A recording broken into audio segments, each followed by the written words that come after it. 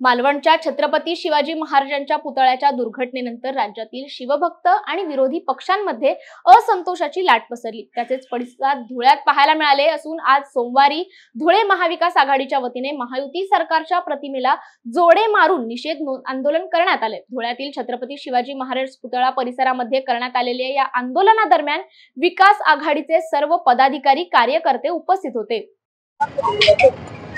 छत्रपती शिवरायांचा मालवण मधल्या पूर्णाकृती पुतळ्याचा पूर्ण कथा ही महाराष्ट्र नव्हे पूर्ण देश नव्हे जगासमोर आलेली आहे।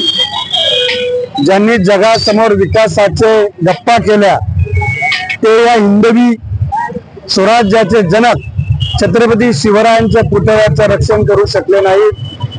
त्यांच्या हातून उद्घाटन झालेला छत्रपती शिवरायांचा पुतळा 8 महिन्यामध्ये केंद्र सरकारच्या अखत्यारीत असलेल्या नौदलामार्फत नेव्ही मार्फत तो उभारण्यात आला।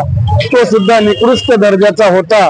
त्यामुळे पूर्ण देशात आणि जगात या भ्रष्टाचाराची लक्षणे आता समोर आलेली आहे। संपूर्ण महाराष्ट्र नव्हे देशामध्ये या संदर्भात अत्यंत तीव्र भावना जनमताच्या झालेल्या आहेत आणि म्हणून या घटनेचा निषेध करण्यासाठी सरकारचा निषेध करण्यासाठी आम्ही या ठिकाणी महाविकास आघाडीच्या वतीने तिन्ही पक्षाचे सर्व प्रमुख या ठिकाणी उपस्थित आहेत।